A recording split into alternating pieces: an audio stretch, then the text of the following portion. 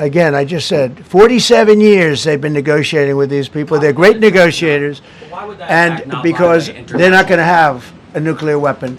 And if somebody that takes my place someday is weak and ineffective, which possibly that will happen because we had numerous presidents that were weak, ineffective, and afraid of Iran, we're never going to let Iran have a nuclear weapon.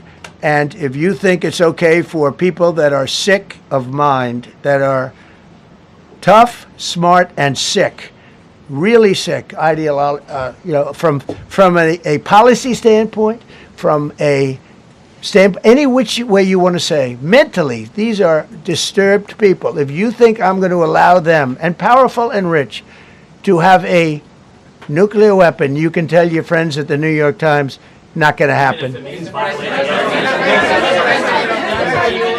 violating international law. Quiet. You no longer have credibility at the New York Times. Because the New York Times said, oh, Trump won't win the election, and I won in a landslide. I won every swing state. New York Times said, oh, Trump won't win the election. New York Times has no credibility. The credibility they have is it used to be all the news that's fit to print. The old gray lady, it was great, but they're running on past fumes, and you can't keep doing that. You have to be able to give the correct news. And people like you, who I know, are fake. You're fake. Go ahead, please. Your messaging on the war has moved from the war is coming to an end to war going to be bombing Iran to the Stone Ages. Right. And we've heard a range of those kind of messages. So which is it? Are you winding this down or are you escalating I can't tell you. I don't know. I can't tell you. Depends what they do. This is a critical period.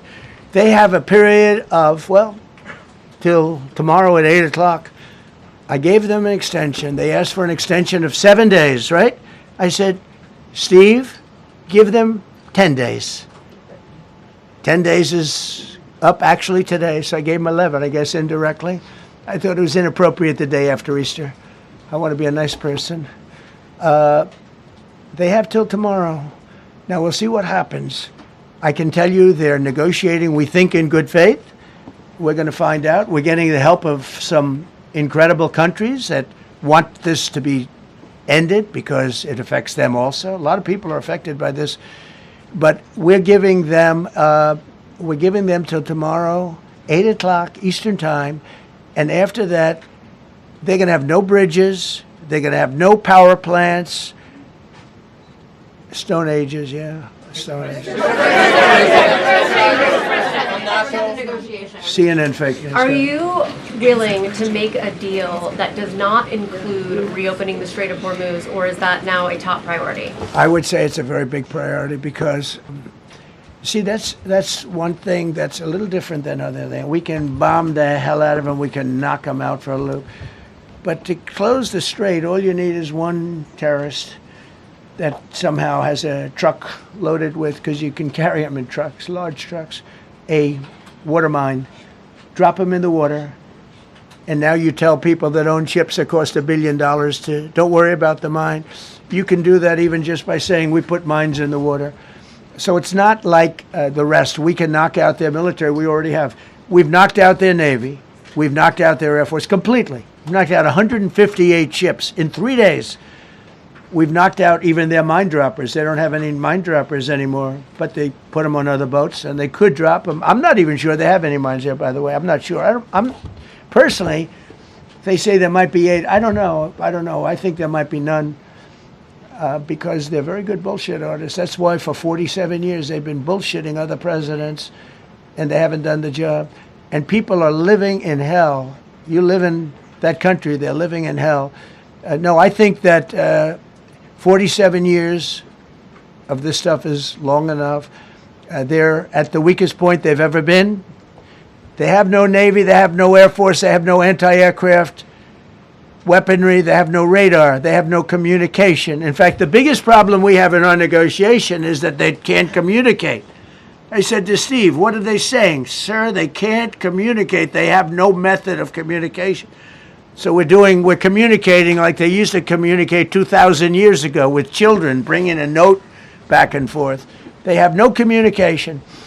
But all I want to see is I want to have a safe world, and you're not going to have a safe world. Israel will be gone. The Middle East will be gone. and then they're coming for Europe. And I have to tell you, I'm very disappointed in NATO. Very. I think that NATO, I think it's a mark on NATO that will never disappear. Never disappear in my mind. You know, they're coming to see me on Wednesday. They're going to say, oh, we'll do this, we'll do that. Now they all of a sudden want to send things, you know. But they said it loud and clear at the beginning when I spoke to UK of all. I would have said they would have been the first because they're the oldest. And I say, yeah, I'd love to have a little help. He said, no, sir, we'd rather wait till you win. I said, I don't need help after we win. They have 2 old broken aircraft carriers, barely work. I said, I guess we can use them. Who the hell knows? I called the general. He didn't even want them. He said, we don't really need them. We got the SS Abraham Lincoln, sir. We don't need them. You know, we have, in terms of technology, we had one day 101 missiles going at 2,700 miles an hour, aimed at the Abraham Lincoln. 101 missiles. Out of 101 missiles, 101 missiles were shot down. Unbelievable technology. 10 years ago, 5 years ago, I don't know if that would have been possible, but 10 years ago, that wouldn't have been possible. 101 missiles heading to a ship that's not that far off the coast. And out of the 101 missiles, we shot down all 101. We have weaponry. The Patriots are unbelievable. We have weaponry that's unbelievable, yeah. Just to clarify. Go ahead, please. Yes. Thank you, Mr. President. You said earlier today during the egg roll that you would like to take Iran's oil, but Americans want U.S. forces home. Correct. What's that trade-off? If I had my Does choice, it take if I had my much time? choice, yeah, because I'm a businessman first. With Venezuela, as you know, the war was over in about 45 minutes. And we have great people running Venezuela, very good people. I mean, the relationship is good. And we are a partner with Venezuela. And we've taken hundreds of millions of barrels, hundreds of millions. Over 100 million barrels already is in Houston, refined and out. And paid for that war many, many times over, many times over. You know, the old days, to the victim. Okay, you know that. To the winner belong the spoils. Go the spoils. And I've said, why don't we use it?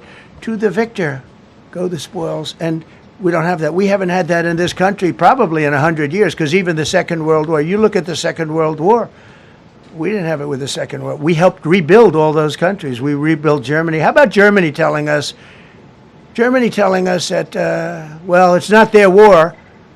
We had nothing to do with it. They wanted me to go and tell them everything I was doing. We didn't know anything about it. Well, if I would have told them, they would have leaked it, and we wouldn't have been nearly as successful, possibly, right? But to the victor belong the spoils. So we haven't heard that in, I think, maybe hundreds of years. Now with Venezuela, and we, just so you understand, the people of Venezuela, they say if I ran for president of Venezuela, I'm polling higher than anybody has ever polled in Venezuela. So after I'm finished with this, I can go to Venezuela. I will quickly learn Spanish. It won't take too long. I'm good at language. And I will go to Venezuela. I'm going to run for president. But we're very happy with the president-elect that we have right now, the people that are running it. If you remember Bush with Iraq, they fired the generals, they fired the police, they fired the people that worked in their equivalent of the White House. They fired everybody. And you know what they had? They had a mess. And you know what happened? ISIS formed. Those generals and those soldiers got together. The police got together. They all got together. They formed ISIS. Not going to happen with us.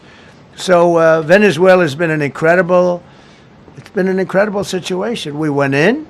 We were very successful. Military power like nobody's ever seen. The general, Venezuelan general, said, I was on that site. I said, I've never seen ferocity like that. I've been doing this for 40 years. He said, I've never seen it. They hit us from 17 different, they were all set. They saw that big, beautiful aircraft carrier, the Ford in that case, and planes were pouring off it at 1 o'clock in the morning. So typically when you see that late at night, you know, you could be in trouble.